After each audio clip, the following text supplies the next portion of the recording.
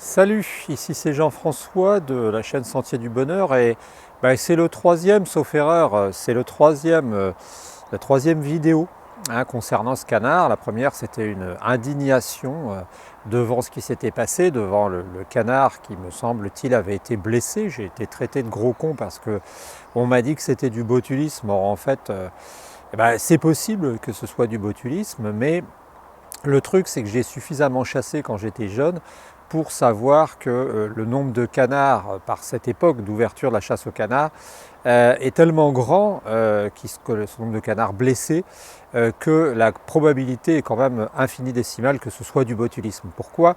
Tout simplement parce que je suis venu pratiquement tous les jours pendant des mois ici et que j'ai jamais vu un canard comme ça se traîner. C'est juste le jour où il est canard, c'est le cas de le dire, qu'ils sont touchés.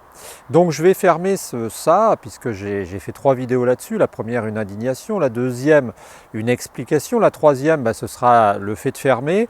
Je propose à tout chasseur qui voudrait faire un débat sur ce sujet, sur le sujet de la chasse, de le faire avec moi, comme je l'ai demandé en commentaire à quelqu'un qui n'a pas encore répondu à l'heure actuelle.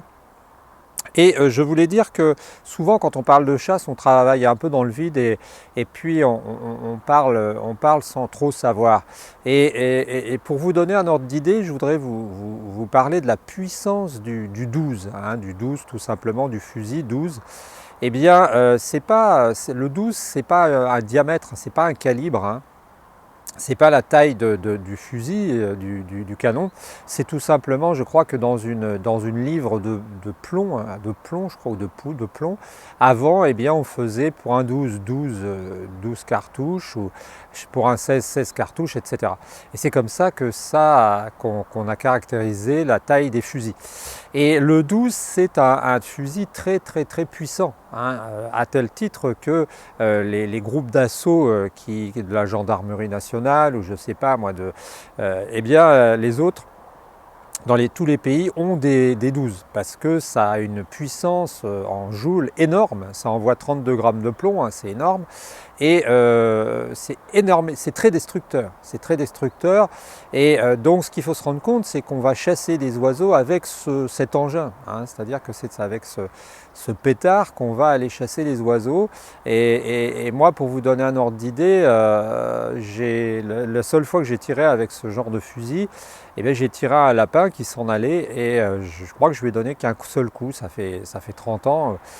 40 ans, à cette époque-là, la pauvre petite bête, toute l'arrière-train était complètement broyé, à une vingtaine de mètres, et puis ça lamine tout, Et il y a plein de plombs qui partent dans tous les sens, et il avait encore une feuille dans la bouche, que je me rappellerai, et c'est là que je me suis dit, non, faut arrêter, et c'est pour ça que je vous dis que je suis d'accord que j'ai été un gros con, et que je le regrette et que toute ma vie ne suffira pas à regretter ce que j'ai fait comme bêtise et comme mal aux animaux.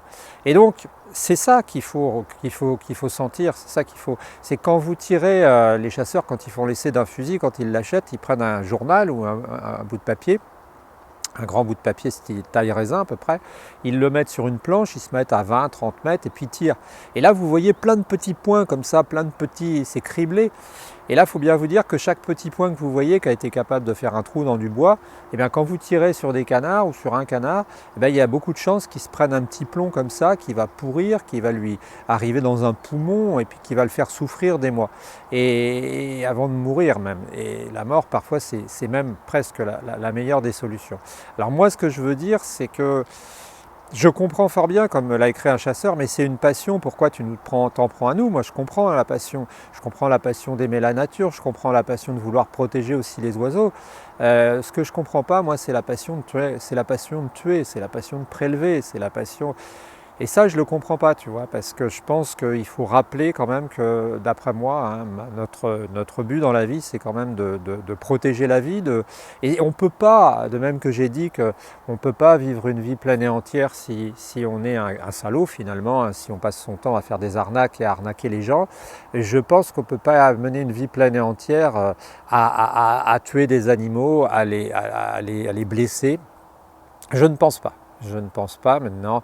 Je pense qu'on doit protéger la vie. Je pense que, et franchement, pour être vraiment très franc, tu vois, si je compare les plaisirs que j'avais en chassant et si je compare les plaisirs que j'ai maintenant à discuter avec les oiseaux, à chercher plutôt à les apprivoiser, puisqu'ils sont relativement, ils sont près de nous, eh bien, je pense que c'est un plaisir au moins 50 à 100 fois supérieur parce que je discute avec eux, je parle, je les regarde, je les caresse parfois, alors que le plaisir de la chasse, c'est un plaisir qui se rapproche d'un plaisir bestial, d'un plaisir primaire.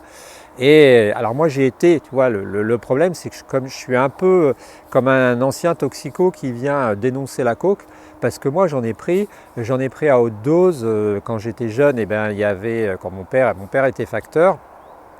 À cette époque-là, il revenait de la tournée il démarrait très tôt le matin et il revenait vers 2h30, 3h de l'après-midi. Et donc on regardait, avant qu'il revienne, je crois, on regardait, ça doit te dire quelque chose, Histoire naturelle, hein. C'était une superbe émission où on parlait de chasse, où on parlait de pêche et c'était toujours très Igor Barrère, je crois, c'est ça qui faisait cette émission. Et c'était toujours super intéressant. C'était toujours super intéressant et ça parlait d'attraper des animaux, de chasser des animaux. Et moi, j'en ai fait partie.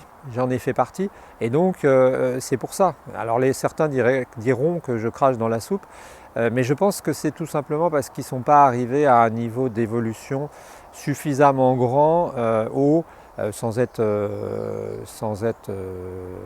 prétentieux, c'est pas de la prétention, pour pouvoir se permettre de voir les choses. Je pense qu'il faut leur laisser des années, mais le problème c'est que durant ces années-là, il y a des oiseaux, des lapins, des sangliers qui souffriront.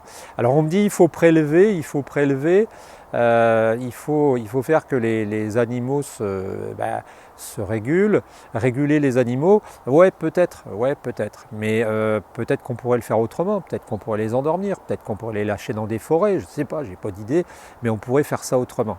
Ah, donc, puis moi je pense aux chasseurs, si vous avez envie si vous avez vraiment envie, je sais pas, de continuer à tirer, montez un appareil photo sur votre fusil, mettez après tout une balle à blanc là, et puis que ça pète un gros coup quand vous prenez la photo, puis vous aurez l'impression que vous avez tué le gibier, puis vous l'aurez. Achetez-vous un appareil comme celui que j'ai pour filmer, ça vaut quoi, 300, 500 euros. Mettez un bel objectif de 500 euros dessus, peut-être un 800, 600, et puis allez vous cacher, puis jouer aux photographes naturalistes. J'ai un ami qui est naturalier, peut-être. J'ai un ami animalier. J'ai un ami qui fait ça, et c'est un jeune, et il fait ça, et c'est magnifique, c'est super. Il passe son temps à essayer de photographier des renards, de photographier des canards, de photographier des buses, et il fait vraiment de très belles photos. Voilà, donc c'était suite et fin. Alors on est revenu à la mare au canard, tu vois.